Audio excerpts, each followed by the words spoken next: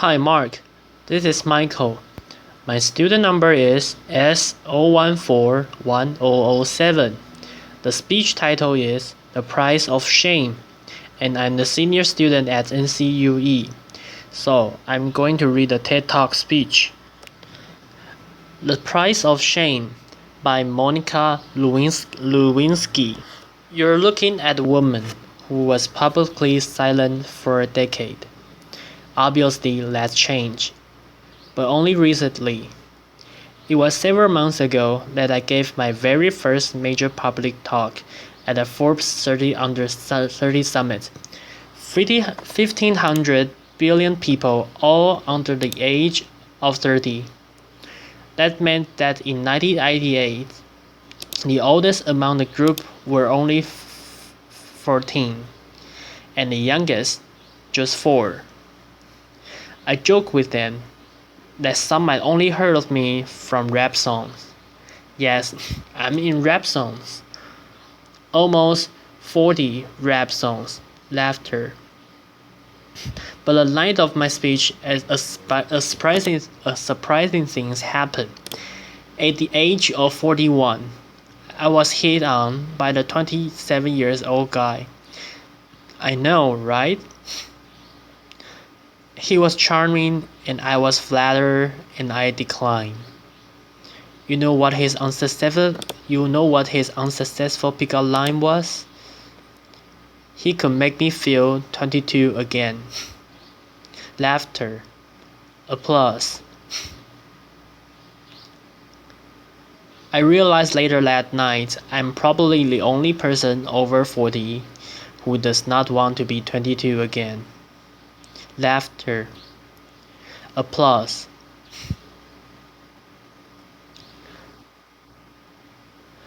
At the age of 22, I fell in love with my boss. At the age of 24, I learned the devastating consequences. Can I see a show of hands of anyone here who didn't make a mistake or do something they regretted at 22? Yep, that's what I thought. So like me, at 22, a few of you may have also taken wrong turns and fallen in love with the wrong person. Maybe even your boss.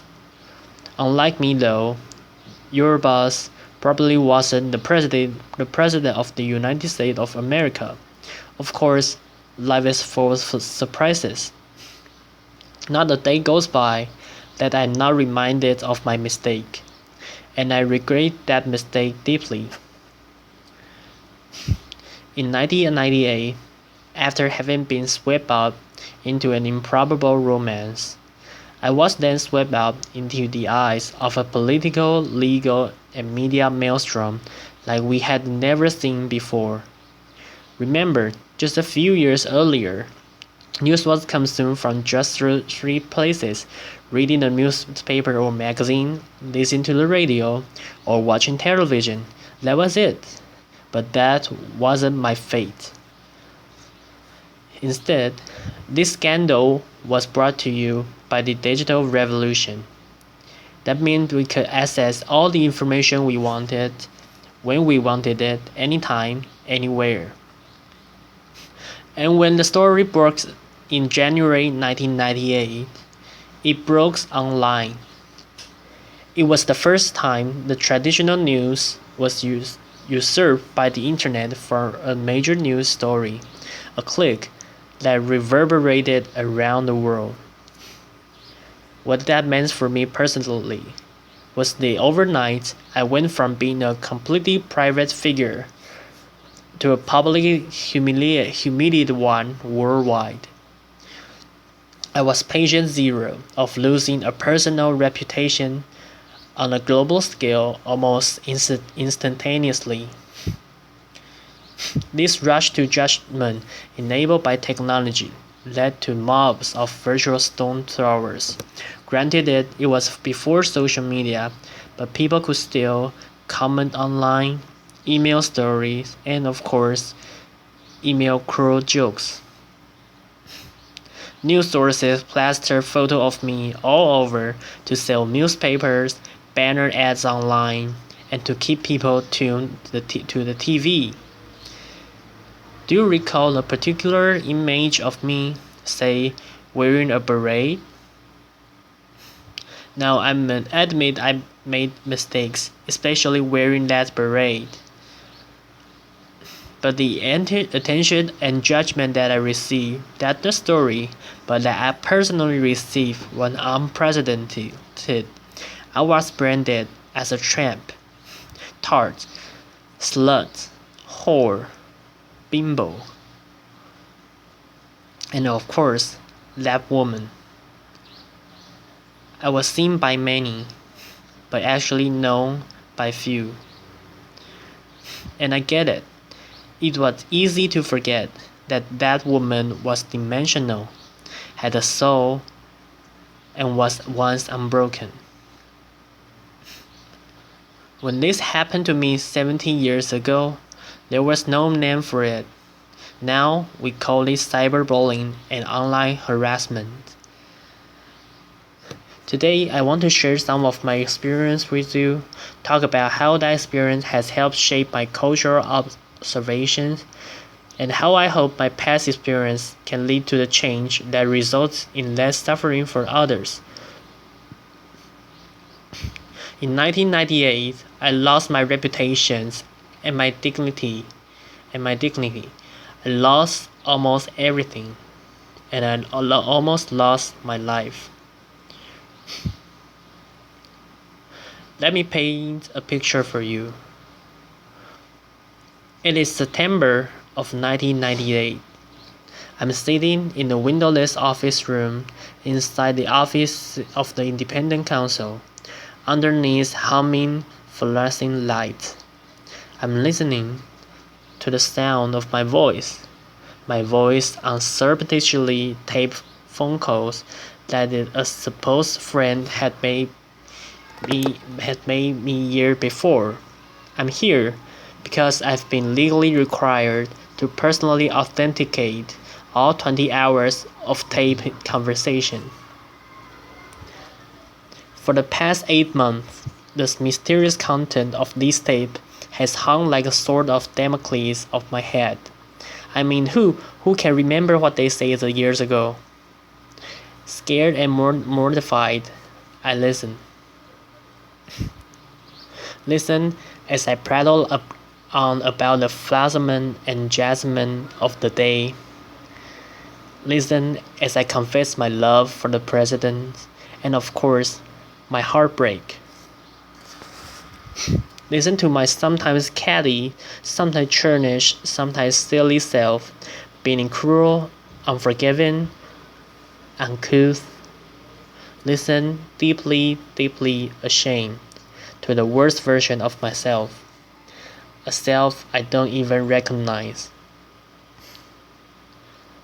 A few days later, the Star Report is released to Congress, and all of those tape and transcript, those stolen words, form part of it. The people can read the transcript. It's horrific enough. But a few weeks later, the audio tapes are aired on TV, and significant portions made available online. The public humiliation was excruciating. Life was almost unbearable. This was not something that happened with regularity back in 1998, and by this, I mean the stealing of people's private words, actions, conversations, or photos, and then making them public without consent, public without context, and public without compassion. Fast forward 12 years to 2010, and now social media has been born. The landscape has sadly become much more populated with instances like mine, whether or not someone actually make a mistake. And now, it's for both public and private people. The consequences for some have become dire, very dire. I was on the phone with my mom, in September of 2010, and we were talking about the news of a young college freshman from Rutgers University, then Timon Clementi, Swiss sensitive creative Tyler was secretly webcam by his roommate while being intimate with another man. When the online world learned of these incidents, the ridicule and cyberbullying ignited. A few days later, Tyler jumped from the George Washington Bridge to his death. He was 18.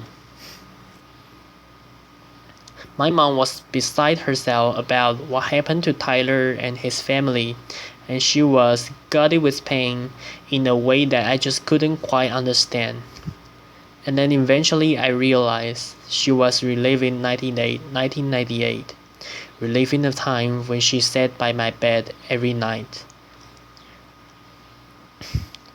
Reliving a time when she made me shower with the bathroom doors open, and reliving a time when both of my parents feared that I would be humiliated to death, literally. Today, too many parents haven't had the chance to step in and rescue their loved ones. Too many have learned of their child's suffering and humiliation after it was too late. Tyler's tragic, senseless death was a turning point for me. It served to recontextualize my experiences, and I then began to look at the world of humiliation and bullying around me and see something different. In 1998, we had no way of knowing where this brave new technology called the Internet will take us. Since then, it has connected people in unimaginable ways, joining lost siblings, saving lives, launching revolutions. But the darkness, cyberbullying, and slut-shaming that I experienced had mushroomed. Every day online, people, especially young people, who are not developmentally equipped to handle this, are so abused and humiliated that they can't imagine living for the next day. And some tragically don't. And there's nothing virtual about that. Childline, a UK nonprofit that's focused on helping young people on various issues, released a staggering statistic late last year. From 2012 to 2013, there was an 87% increase in calls and emails related to cyberbullying. A meta-analysis done out of the Netherlands shows that for the first time, cyberbullying was leading to suicidal ideations, more significantly than offline bullying. And you know what shocked me, although it shouldn't have, was other research last year that determined humiliation was a more intensive felt emotion than either happiness or even anger. Cruelty to others is nothing new, but online, technologically enhanced shaming is amplified, uncontained, and permanently accessible.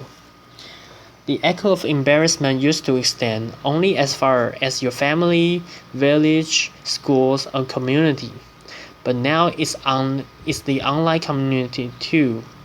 Millions of people, often anonymously, can stab you with their words, and that's a lot of pain.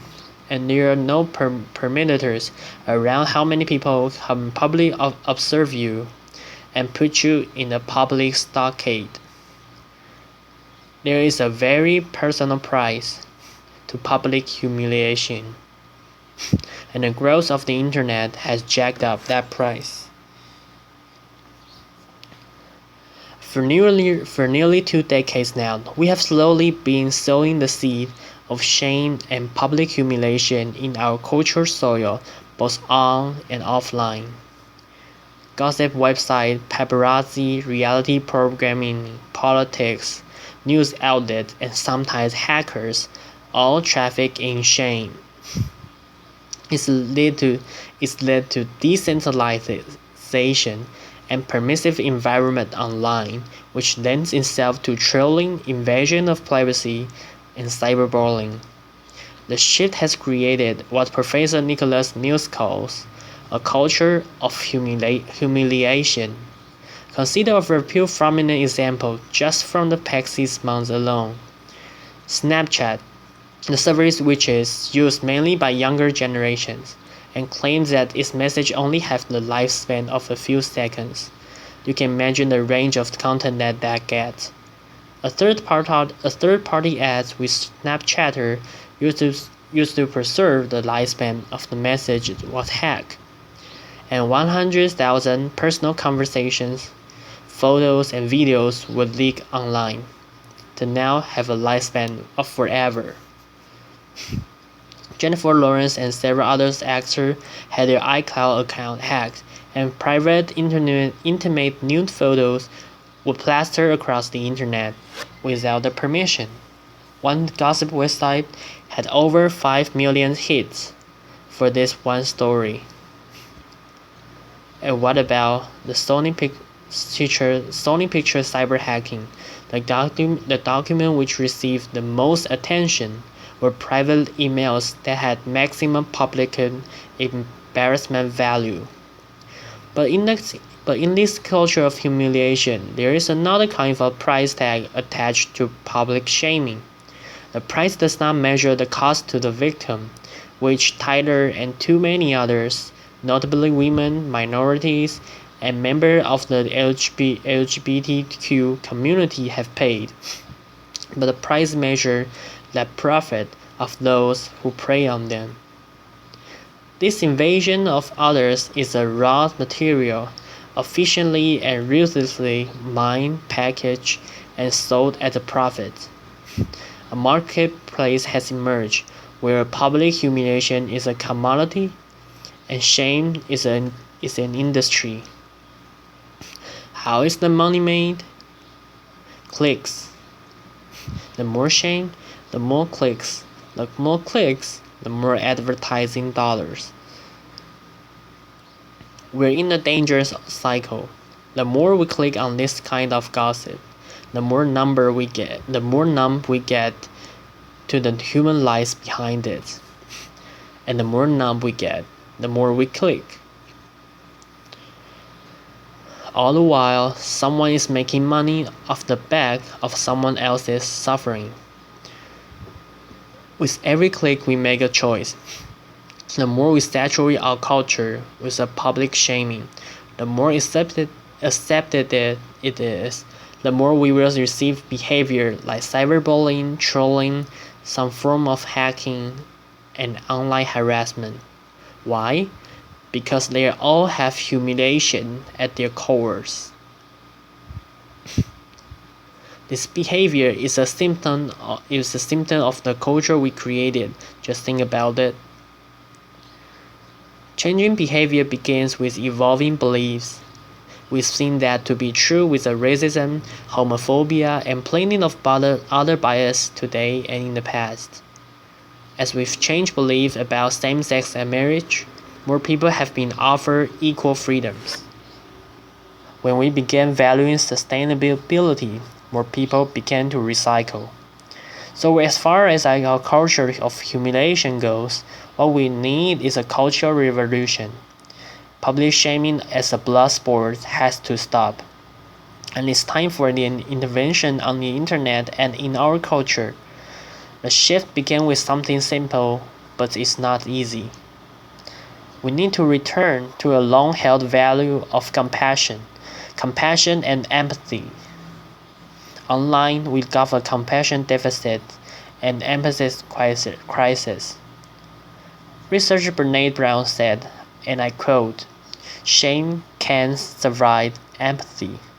Shame cannot survive empathy." I've seen some very dark days in my life, and it was the compassion and empathy from my family, friends, professionals, and sometimes even strangers that saved me. Even empathy from one person can make a difference. The theory of minority influence, proposed by social psychologist Serge Moscovici, said that even in small numbers, when there is consistency over time, change can happen.